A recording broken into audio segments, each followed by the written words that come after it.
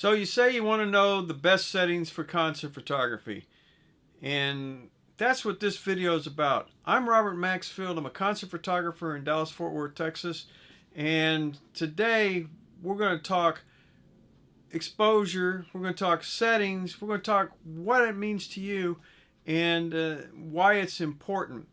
The very first thing is I see out on Facebook and on Discord channels and all that, one of the best settings for concert photography. I own a Canon T7 or I own a Sony A7 Mark III or whatever. I could take and write down the settings for you on a piece of paper and hand them to you, and you'd have no earthly clue what the hell I'm talking about or what they mean. You'd go home and you'd say, "Oh, okay," and you put the numbers into the camera, and then you take a photograph, and then it may or may not come out right, but chances are it'll come out fairly acceptable, and then that's all you know. You have no earthly clue what any of that stuff means when you're starting out. And I gotta admit, I was the same way. When I was about 17 years old, I took my camera to up to the local camera store, and I found a long-haired hippie-looking guy, and I said, "Hey, man, I want to take concert photos." And I said, "What do I do?" And he says, "You need to set your camera to 60th of a second at f5.6 with 400 ASA Ektachrome and go." All right, so I go to Tarrant County Convention Center in Fort Worth. I've got my Petrie 135 manual camera. I've got a 135 millimeter f2.8 JC Penney lens with a 2x converter. I set it at a 60th of a second, and I set it at f5.6. And lo and behold, when I get through and I have the Ektachrome printed out or processed, I got photographs, and they're not too bad, which is pretty good. But after that, I had no earthly clue how to do anything. I had no idea what he meant. I had no idea how it would affect anything. I'd been using the camera only a short time, and I wanted it to do concert photography specifically, but I didn't know what to do with it. This is one of the first photographs from that concert at Tarrant County Convention Center of Ted Nugent, and those settings worked. I'm going to tell you the best way to get comfortable with using your camera and how to adapt to it so that you're able to make your own decisions with when it comes to concert photography settings. I will tell you right now, out there are a whole lot of people out online that don't have a clue what the hell they're talking about. They will tell you a setting, and you look at that setting, and they don't know what the consequences of that setting will have, how it will affect you, what it will do. Prime example, they tell you, jam up your ISO as high as it'll go. You can always use this software to cheat around it. Well, what effects does that have? Increase the noise, you use the anti-noise software, and then everything starts to look kind of fake and phony. But they'll tell you, cram that thing, jam it all the way up as high as you can go. Or you'll see, man, I use it I have my lens as wide open as it can be. That's great, but the person that told you that is not telling you anything about depth of field focus planes, how far in front and behind your subject you have for focus. After a certain length, you lose focus over a certain width. So that can be a huge problem. The longer your telephoto lens is, the more problems you're going to have with depth of field. It's going to be a lot more shallower. So some of these things, they tell you, you don't have any idea what they're talking about. You don't know what the consequences are, and that can become major problems.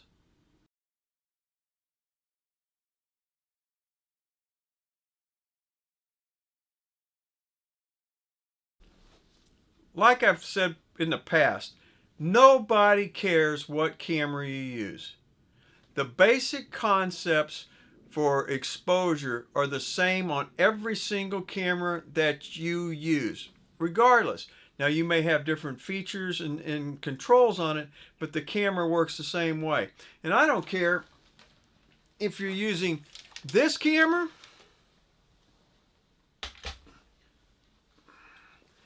this camera, this camera, this camera,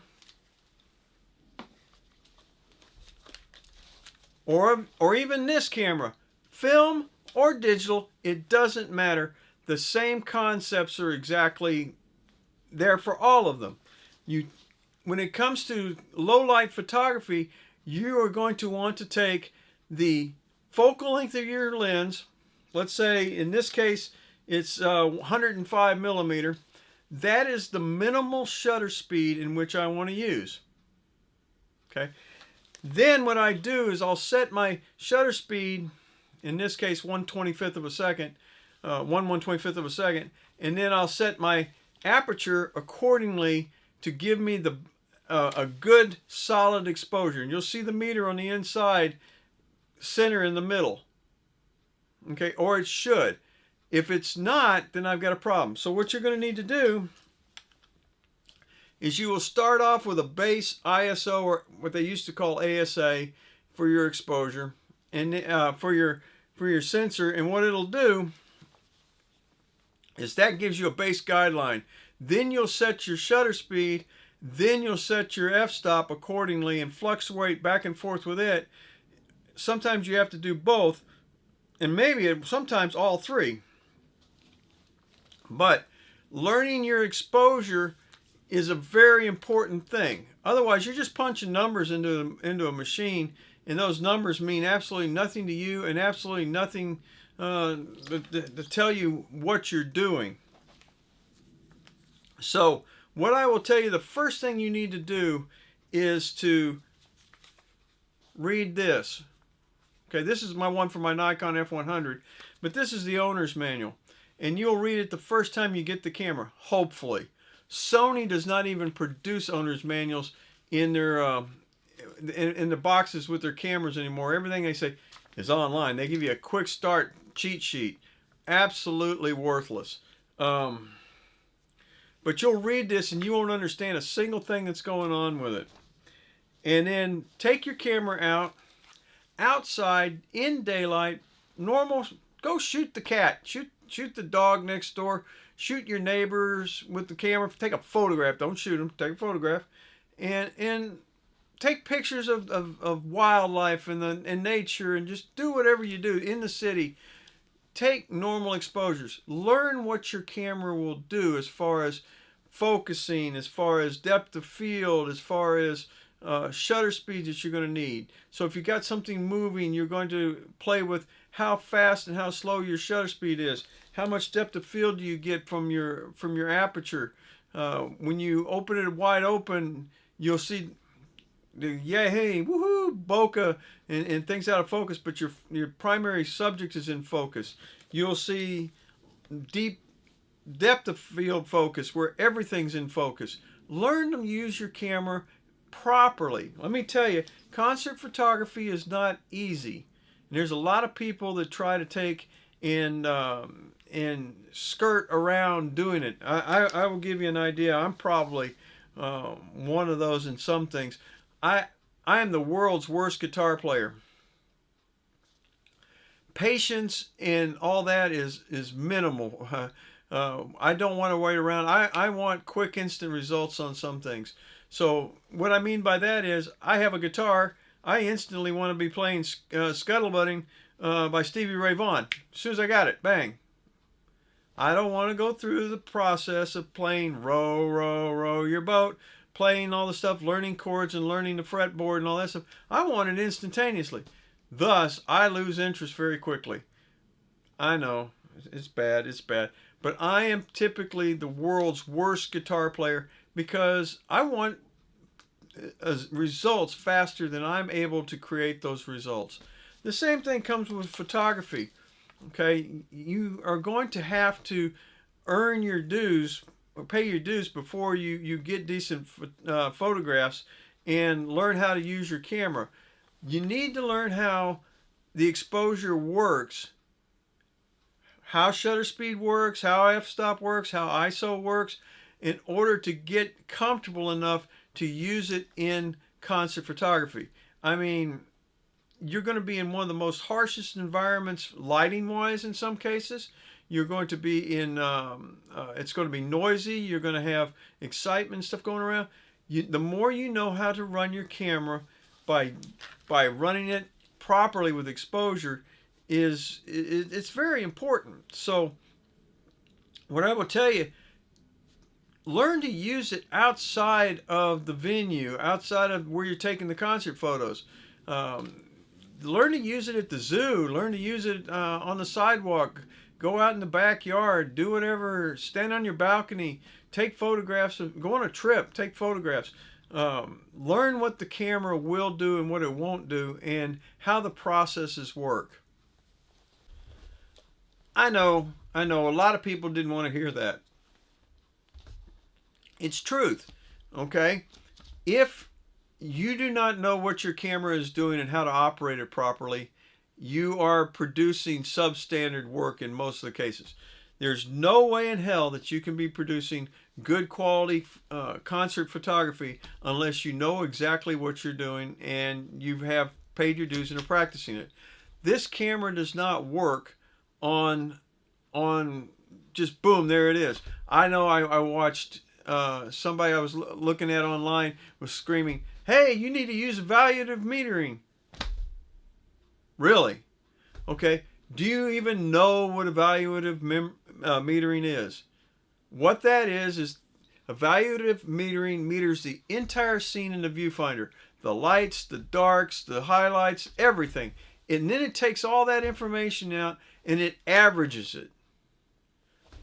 Okay? So what's the problem? Well, the problem is if you got a harsh spotlight on somebody's face, it measures that with all the darkness at the back of the stage. And then let's say I got 9 parts darkness and I got 1 part bright.